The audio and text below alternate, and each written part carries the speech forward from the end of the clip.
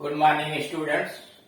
इस वीडियो के माध्यम से हम लोग स्टोरी राइटिंग के विषय में जानकारी प्राप्त करेंगे। स्टोरी राइटिंग स्किल्स के अंतर्गत आता है। राइटिंग स्किल्स के अंतर्गत यह जानने का प्रयास किया जाता है कि क्या बच्चा अंग्रेजी शुद्ध लिख पाता है, उसकी स्पेलिंग जानता है, बातों को समझता है, या अपने दिए गए विषय वस्तु पर क्रमबद्ध तरीके से वह कोई निबंध, कोई आर्टिकल, रिपोर्ट अथवा स्टोरी लिख सकता है। इन सारी बातों की जानकारी के लिए राइटिंग स्किल्स के अंतर्गत विभिन्न प्रकार के प्रश्न पूछे जाते हैं। जैसे लेटर या एप्लीकेशन होता है, डिस्क्रिप्टिव पैराग्राफ यानी एसे होता है, report writing, article writing, story writing, passage writing, ये इस तरह की बातें उनको दी जाती हैं विभिन्न विषयों पर लिखने के लिए। यहाँ बात स्टोरी राइटिंग की हो रही है। स्टोरी राइटिंग भी एक कला है। इसमें कुछ आउटलाइन रूपरेखा दे दी जाती है, संकेत दे दिया जाता है, उस आउटलाइन को पढ़ के उसके आधार पर कहानी लिखनी होती है। सावधानियां इसमें यह बरतनी चाहिए कि जो आउटलाइन दिया गया है उस आउटलाइन को बार बार पढ़ के उसे समझने का प्रयास करें कि उसके द्वारा कौन सी कहानी बन रही है। कहानियां अधिकांशतः वही दी जाती हैं कि जो प्रचलित कहानियां होती हैं, बार बार कही जाती हैं या किताबों में पढ़ी जाती हैं। उसे पढ़ लीजिए और तब समझने के बाद उनके घटना क्रम में बगैर परिवर्तन किए हुए, घटनाओं का जो क्रम है उसमें परिवर्तन नहीं करते हैं और कहानी को अपनी भाषा में वर्णित करते हैं। जहां तक संभव हो कहानी को पास्ट टेंस में लिखिए और कहानी को पूर्ति करने के बाद एक बार दोहरा के ग्रामर संबंधी गलतियां, स्पेलिंग संबंधी गलतियां हो सकती हैं, उसको रिपीट कर लीजिए। या उसी का उदाहरण दो पेश किए गए हैं कि आप किस प्रकार से कहानी को लिखेंगे, यानी कहानी लिखने का आपका क्या तरीका होगा।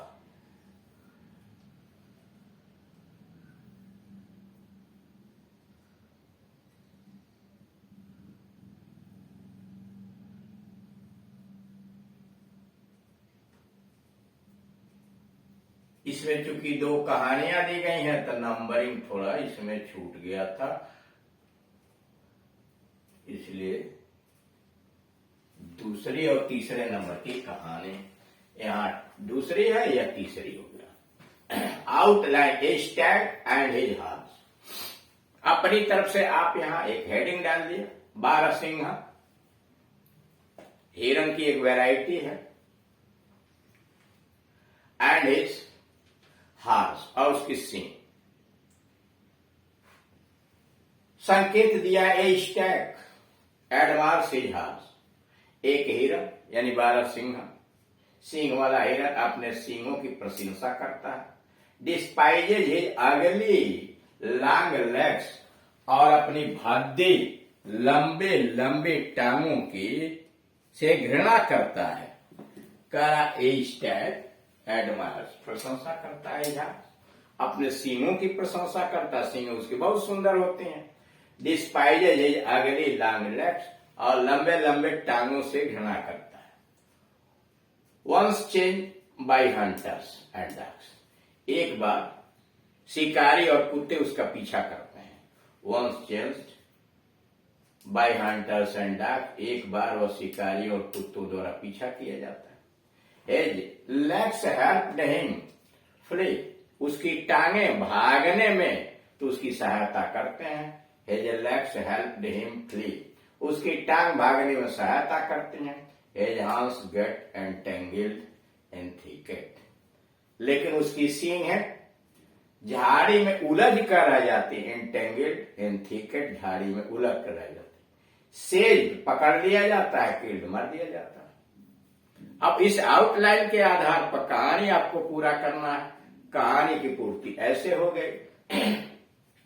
ए stag always admired his horse, एक हिरन सदैव अपने सींगों की प्रशंसा करता था।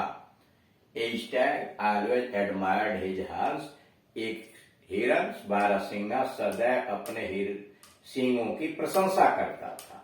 But he always despised his legs, लेकिन वह सदैव अपनी टांगों से घृणा करता था।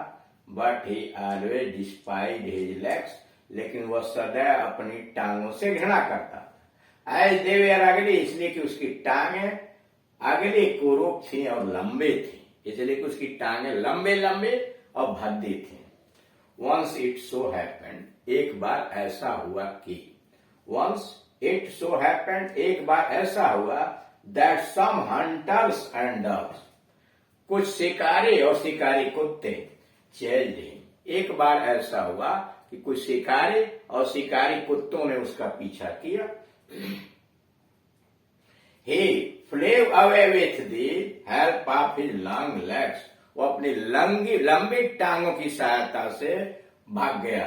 He flew away, उड़ गया, भाग गया, with the help of his long legs, अपनी लंबी टांगों के बल पर वो भाग खड़ा हुआ।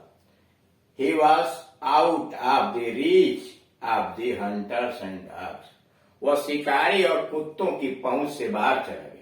He was out of the reach of the hunters and dogs, हिरण शिकारी और कुत्तों की पहुंच से दूर निकल गया। He was, but his arms got entangled in the thicket, लेकिन तभी झाड़ी में, thicket झड़ी, तभी झाड़ी में उसकी सींगें उलझ गई। But his arms got tangled in the thicket, तभी उसकी सींगें झाड़ी में उलझ गई। He tried hard, उसने बहुत कोशिश की, to make his arms free from the thicket, झाड़ी से अपनी सींगों को निकालने की उसने बड़ी कोशिश की। But in vain, लेकिन सब व्यर्थ गया। The hunters seized him, शिकारियों ने उसे पकड़ लिया, and killed him, और उसकी हत्या कर दी। His arms were cause of his death, उसकी सींगें ही, यानी जिसकी वो प्रशंसा करता था, उसकी सींगें ही उसके मौत का कारण बन गई। दूसरी कहानी है आउटलाइन, हेडिंग बना दिया गया तीसरी वाली कहानी में, सेविंग ट्रबल, कष्ट से बचना। आउटलाइन, ए स्वीट सेलर, स्वीट सेलर मिठाई विक्रेता, हलवाई, वेज तौलता है, लेस कम तौलता है, टू फार्मर किसान का, सेट और कहता है you have to carry less, तुम्हें कम लेके ढोना पड़ेगा, कम वजन ले जाना पड़ेगा। The farmer paid his less, और किसान उसे कम पैसा देता है। स्वीट सेलर आस्क्ड व्हाई, मिठाई वाला पूछता है क्यों कम पैसा दिया। The farmer said you have to count less, किसान ने कहा तुम्हें गिनना कम पड़ेगा। मतलब tit for tat, tit for tat, यानी इसमें यह दिखाने का प्रयास किया गया है कि जो जैसा करता है वैसे ही उसके साथ व्यवहार होना चाहिए। यानी लेखक मॉरल सिखलाता है, नैतिकता सिखलाता है। इस कहानी का मॉरल हो गया टिट फॉर टैट, जैसा को तैसा। अब आंसर पर आइए।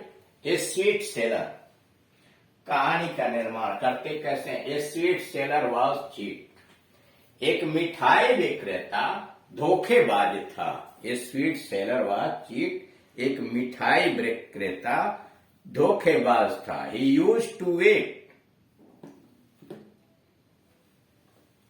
वह तौला करता था। He used to weight less, वह कम तौला करता था। Used to weigh less. As he sold things to his customers, जब वह वस्तुएं अपने ग्राहकों को बेचता था। He used to weigh less as he sold thing to his customers, customers ग्राहक, जब वो अपने ग्राहकों को सामान देता था तो कम तौलता था। वन डे, एक दिन, ए पुअर फार्मर रामू, एक दिन रामू नामक एक गरीब किसान।